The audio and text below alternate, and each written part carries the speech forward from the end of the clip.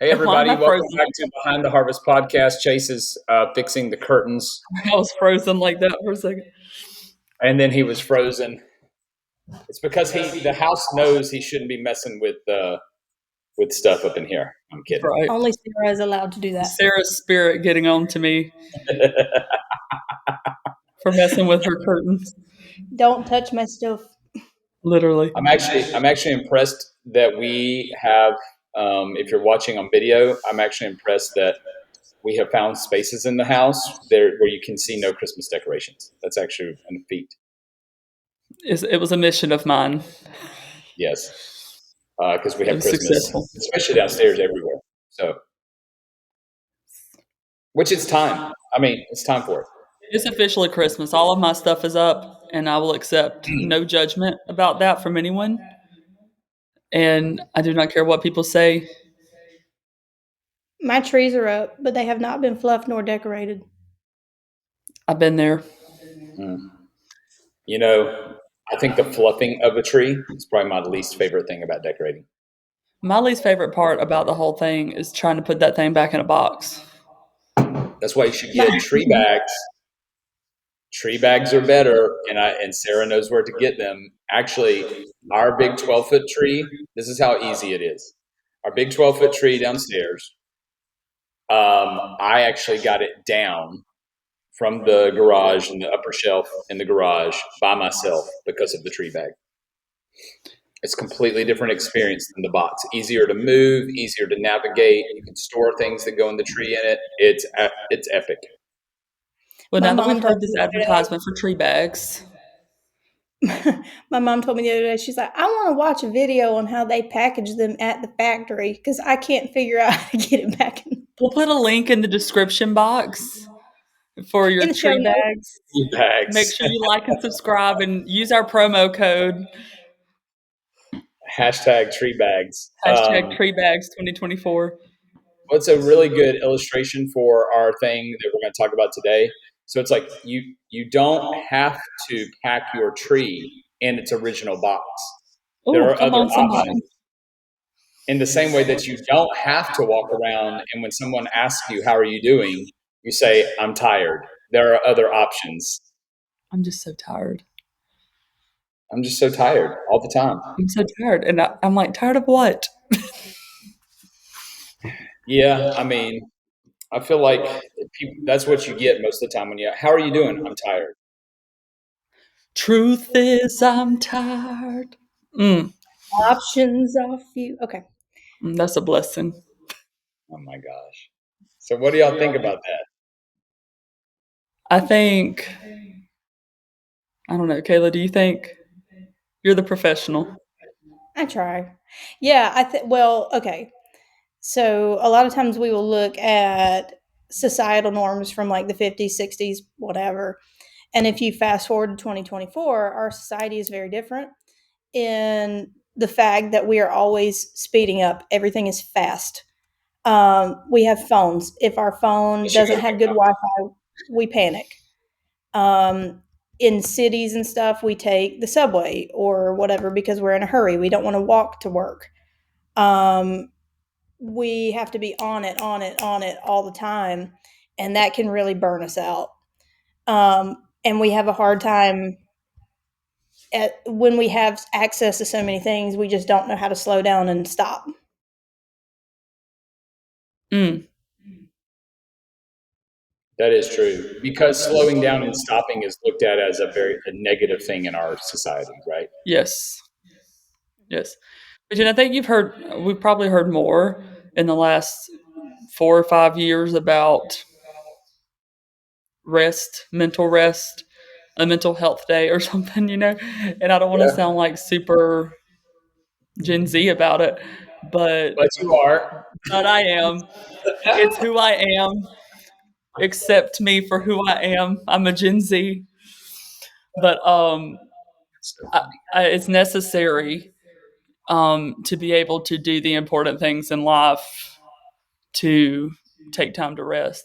And we were talking about it beforehand. Like there are things that you absolutely have to do and you can't get out of. There are non-negotiables that you have to do in life. And sometimes it gets really, really busy. You know, like you find yourself, especially when you have children and both parents are working and the children are all involved in sports or things at school, like there can be something every night of the week, and it just is what it is. But some things are optional, and sometimes you just have to say no. Well, I mean, the reality is most things are optional, Most uh, things are, yeah, exactly. right? And so when you're dealing with that kind of stuff, like most everything you do is optional, and you should work hard, and you should work hard at everything. But I think a lot of times what we do, and if you speak from a spiritual standpoint, what we do is we run around and we're so busy that we choke out the time that we have to have any type of meaningful relationship with the Lord. Mm, And so we bounce from one thing to the next, and we might read a little piece of scripture here, or we might get a little piece of scripture on Facebook, or we might listen to a worship song or whatever. But the deeper relational piece of the Lord, we don't get. And I was listening to a podcast earlier this week, and one of the things that the guy said is he talks about identity, and he said, contemplation always comes before innovation. And so, but that contemplation with the Lord is in the context of hearing from God, but we never give ourselves the space to have contemplation. The phone's always going off. We're always inundated with multiple things. And then we think, oh, we're getting little bits and pieces of the Lord, but we're not understanding that we're missing out on the deeper things because we're not setting aside time, and I think that that's a real.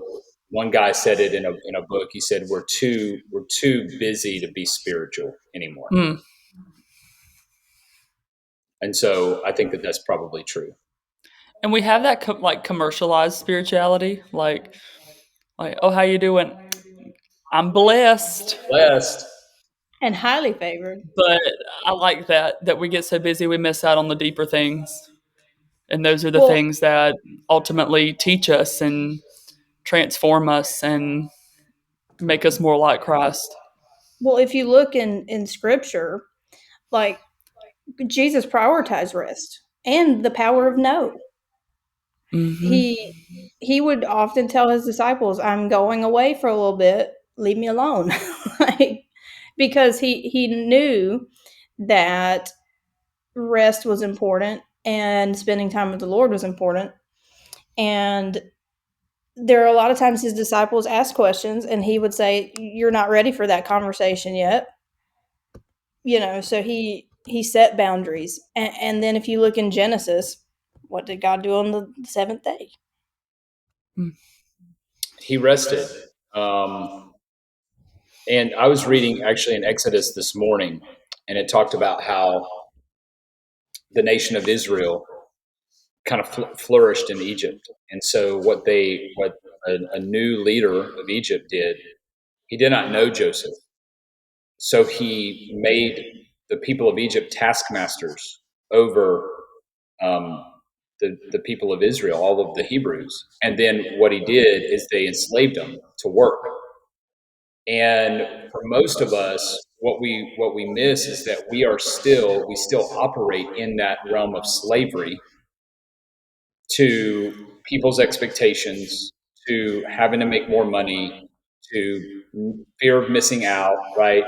To all of these things, keeping up with the Joneses, the posts that we have to make on social media, all of this kind of stuff, and we miss that.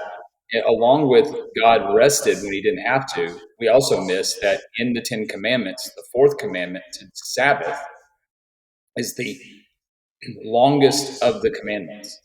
It's the longest one. And so, God didn't create us to be human doers, but to be human beings. And that when you read the Ten Commandments, we read it as a set of rules, but it's actually a set of identity markers. And so there's a part of the identity of people who identify with Jesus that we should have faith and have trust enough to where we can say, but we can Sabbath. We can break away from our work. We can work hard for 6 days. We can work hard for a day, but it's okay to have a little bit of downtime. It's okay to have a time of breather. because you're not going to be your best physically, mentally, or spiritually, or emotionally if you're always running around like crazy. Well, I put it to a lot of people this way: are you a human being or a human doing? And they'll say, well, I'm a human being. And I'll say, okay, so you're not a human doing, but if you do all the time, what's it going to end up being? Yeah, Do. do do basically. do do. Love it. It is true though, but I mean, because you have a society that's based on results. Everything is based on you can always do more. You can go without sleep. You can get up at 3:30 in the morning. You can do all that stuff, and it's like, man, when you do that, I've done that for a lot of period of my life, and I've hit burnout twice, like legit burnout, doing that twice. And you're like, it's just really not worth it. It's not worth it. No, not at all. I mean, it's not, and but that's where we get our validation from. That's where we get our identity from. That's where we give into people's expectations that we have to do all this kind of stuff. And you're right, Chase, about kids and sports and all that kind of stuff. Our middle son just stopped football, flag football. It went for 8 weeks, no, 10 weeks. And I'm so glad it's over. And so, like, one of the things that a practical thing that we have learned is that you are going to have periods of time where it's busier than others, but you have to plan on the front end that when that period of time is over, that you come up for breath, that you actually clear it down, recover, and so that you can go back into whatever else you need to do. That's going to be another busy time in season or whatever. But we run on busy, event, and then you talk to people. I'm so tired. I can't wait for this to be over. Well, but then we're going to go back into and you're just kind of like, but Radiohead had a song, and one of the things in the chorus was, "You do it to yourself, you do," and that's why it really hurts. Well, you said a second ago, we're results. We always want results. We only care about results, and we've talked about it in kind of a different light before. About we should really be more concerned about the process rather than just the result. What is in the process of all this busy?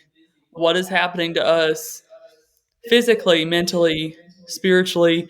Like, there's a lot of things going on that you don't realize until you do stop for a second, or you're made to stop for a second, and then it all catches up with you, and now you've got pieces of yourself you got to pick up and put back together because you've been so uninvolved with your own. I don't know if uninvolved is the right word, but you get my point, I guess. Not in tune with. You've been so detached, I guess, from your own personal well-being because you've been running and going and Well, going. it's kind of like going to the gym. If you don't have a rest day, your progress in the gym is going to backfire. Yep. Because your body's going to be like, oh no, I need to go into survival mode. I'm not going to have muscle growth because I'm burnt out going to the gym all the time. My muscles don't have time to heal. Yep. It's kind of like that. Yeah, it is true. Yeah, it is very much like that. You gotta have a breather. Like, you gotta have a break. And we are inundated with stuff all of the time. And I think it's one of those situations where we don't really have to be tired all of the time, but it's a choice that we make. And I'm big on boundaries. I'll tell people, like, I don't respond on Fridays, and some people don't understand that, don't get it. My days off, if it's an emergency, I'd be more than happy to be available, but if it's not, you can wait. And it's so counter to how everybody else lives.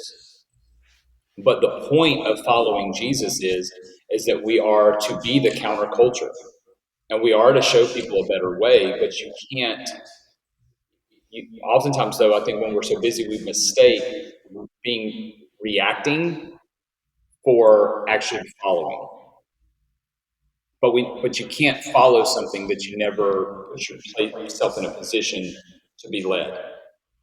So we just go around and we react to things, and we think, oh, well, we're following Jesus, we're following this, we're doing this, but we're actually just reacting to the very next thing that comes, instead of actually pausing and going in with purpose and passion and excitement and joy.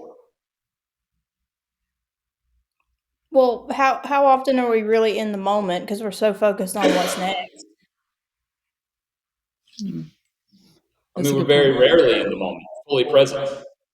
Like, there's a lot of times, like, I don't really take pictures when I'm doing stuff because I'm so focused on, like, being in that period of time. But a lot of people are like, okay, let me snap a quick picture because in 20 minutes I got to go to a ball game, and then after that I got to take my kids to gymnastics, and then tomorrow is Halloween and we got to figure out how to do that, and then the day after that we got to go visit somebody for the weekend, and then we got to go to church Sunday, and then we got to do this, and then we got to do this, and then we got to do this. When in reality, you don't have to do any of it, or very little of it. You just don't have to. But the result is, I'm just so tired. My life is a wreck, but I'm too busy to realize it. And this comes back to the grace and truth message, because the truth in my head wants to say, well, you need to stop, you need to slow down. But the grace is actually what comes out of my mouth. Oh, I'm so sorry. Like, I don't know. Yeah, right. It's okay to take a breather. It's but it's not. What's crazy is that it's just not very well receptive. And sometimes the grace or truth don't come out of my mouth. It wants to be violence because I want to say, well, you know what? Me too. So get in line. Like, I don't know how to tell you. Get in line. Well, I mean, it's hard because people want you. When someone lives their life a certain way, they think that everybody else lives their life that way, or that everybody should live their life that way. And so when you come up against someone who lives or completely countercultural, people are like, "What?" So people now are like, you're not on Facebook?" "No, I'm not on Facebook." "What? How are you not on Facebook?" "Because I don't want to be on Facebook." You know why? Because I don't like the expectation of knowing when everybody's birthday is, and if I respond to this person's birthday and I don't, then I don't like all that. I don't care. It wastes my time. I don't. Did you see it was on Facebook? No, I didn't. Oh, why? I don't have it. I don't have Facebook. No. Do you know how freeing that is? It's amazing. I only have Instagram just to share my wife's business stuff, to be honest with you. And keep up with sports, don't lie. No. I have other means to keep up with sports. Dog Nation, Dog Post, Dawn of the Dog. I mean, I only really care about one team. Okay, so I know that, and I have Twitter. We also send a great number of humorous reels back and forth. So that's another reason to keep Instagram. But I don't post even a whole lot, Oh, yeah. I really don't. I haven't been posting a whole lot and trying to be like that, fully present. Like, if we're out with the boys doing something, I don't want to be watching their life through the screen. Yeah. I don't want to be, let's get a picture so I can post it so people can see what we did. Who cares? Nobody cares. Nobody cares. I mean, I'm just being honest. Nobody cares. Do you care? Thank you for speaking for us. There's the truth piece. I mean, yeah, you're right. I mean, I guess it's kind of true in that aspect, because I don't really care if you post pictures of your kids because I see them like 3 times a week anyway. I know you do, but Like, here's the deal. Like, I have I caught get your myself point. like scrolling through and just liking stuff, and I'll think, I don't even know what I just liked. No, see, I am super careful about that because I have anxiety and I'm gonna like something extremely inappropriate by accident, and someone's gonna see and cast judgment. Well, over time, our attention spans have substantially decreased. And if we don't have something that's very eye catching and a high stimulus, then we're just going to doom scroll, really. We're going to, okay, cool, like, scroll, scroll, scroll, cool, like. I didn't even read the post because it's too long. It's over 140 characters. Yeah. So you mean me sitting for hours and editing my Instagram photos is not what I should be spending my time doing? No, you shouldn't. I'm just kidding. I haven't posted on Instagram since I took a cruise like 3 years ago. So Let me check that. I think just, you did post when Rosie. I think the point is, it's like, and this stemmed from just multiple conversations over the last couple of days. Like, man, I'm just tired. I'm just tired. I'm just tired. And it's like, but you don't have to be, right? Like, it's just like that. It's just like those Christmas tree bags. We'll bring this back full circle, okay? bring it back. You do not have to stuff your tree back into the box that it was stuffed in when it had that like rubber wrapping around it and all that stuff. You don't have to do that. You can get a Christmas tree bag and you can put the tree in there, and it's not a big deal. And here's the other thing: when you take the tree out the next year, it requires less fluffing to start decorating your tree because it's not all scrunched up into a box. Oh, that's a word. So the point of the whole podcast is be scrunched into the tired box. There are other options. There are options. I mean, if you want to get real churchy with it, God didn't pull us out of a box to put us back in the same box. There you go. He did not. He did not. Listen, and my word for the day, you could have a T-bone steak, which is settling for a McDouble. All right? Don't put it back in the box. Get you a Christmas tree bag. Get you a Christmas tree bag. Get you something nicer. Well, hey, we really appreciate y'all listening to us and everything. We'd love for you to subscribe, share it, like, follow, all those things, and we'll be back with you soon. Have a great day.